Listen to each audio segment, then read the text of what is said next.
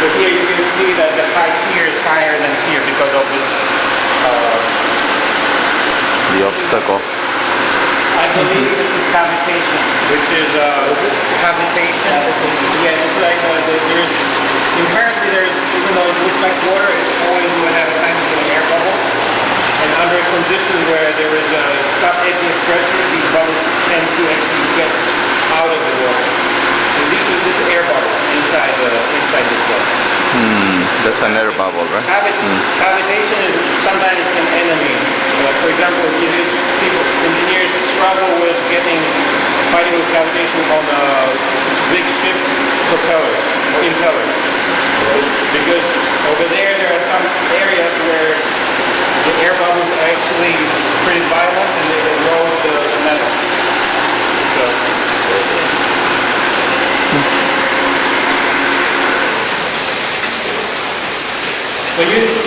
students who have, some students, not all of them, but many students are quite ingenious and they come up with the idea. I had one group of students who decided to use this to measure the force on the water ski. So they would just put that small model of the water ski system to measure the force, and it would change angle and just, this is really. I wouldn't say it is a rigorous experimenting, but as long as they're having fun and they learn something from it, it's really the goal is accomplished.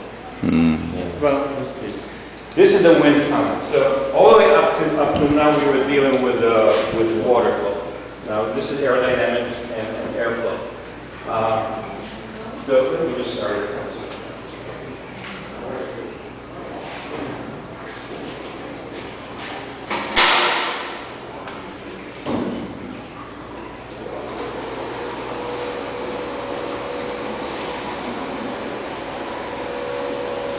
This is controlled from a seat, and all it is a big fan right here. If you want to see it, you need to look at it this way.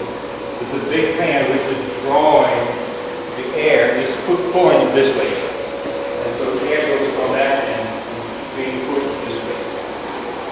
And the core of this part can be seen here, and this is the test chamber. And what we have is we just do some. It can be a little loud. I'm going to keep it at low speed. So right now you have 30 miles per hour winds inside. We have a model of a fighter jet right now. You can measure normal force and mass of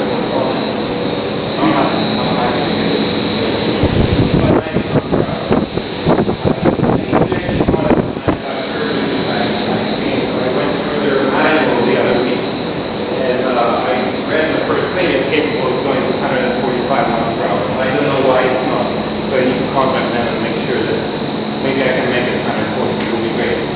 This is a good question. Yeah, I mean it is. When the one young man did his senior project that built the airplane, did he test it in here at all? Or? They don't really do a low-scale modeling, but what they do then is just they try to use the exit air from here, and they measure the performance of their impeller for the propeller for the airplane. What is important is it is easy to put it on the workbench and just start the propeller and measure how much thrust force it does. But these are not real conditions because in reality this plane is flying. So instead they put this at the exit of the wind tunnel. They measure the flow exiting, how fast it is, but they try to match it with reality. And then they try to measure force of that propeller. So we don't mind noise and I can make it to the speed.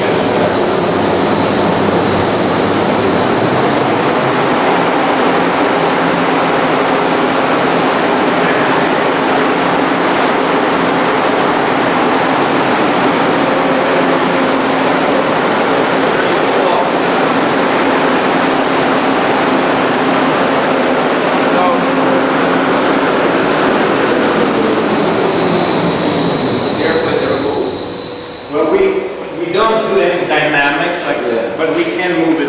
For example, there's the angle that can be adjusted. Okay. And also what can be done is can also be rotated. So you have, you would always stop the test, change the new position, and start it over. So they're not like that. We don't change things during testing. Is that related to this? No, that one, the white one, Yeah. this was the cooling unit that's right now being phased out. It's pretty much waiting to be picked up for scrap. We had a senior project last year. They actually replaced it with a Liebherr. Here also what's interesting, we can also put just a single, what's called airfoil, which is the shape of the wing. Or on the, there are like thousands of different airfoils out there. So there's one of them they selected, and they are little pressure tabs here. So you can mount it instead of this airplane. This would all go out. You would mount it in the flow. And instead of measure forces, you would measure pressure distribution over the airfoil and under the airfoil. And you would actually be able to demonstrate that the pressure over is lower than the pressure under, and that you actually have this lift. That's demonstrating what the airfoil is doing. the Bernoulli effect, right? Yeah. All right, I think we need to stop here. Thank you very much for coming. And,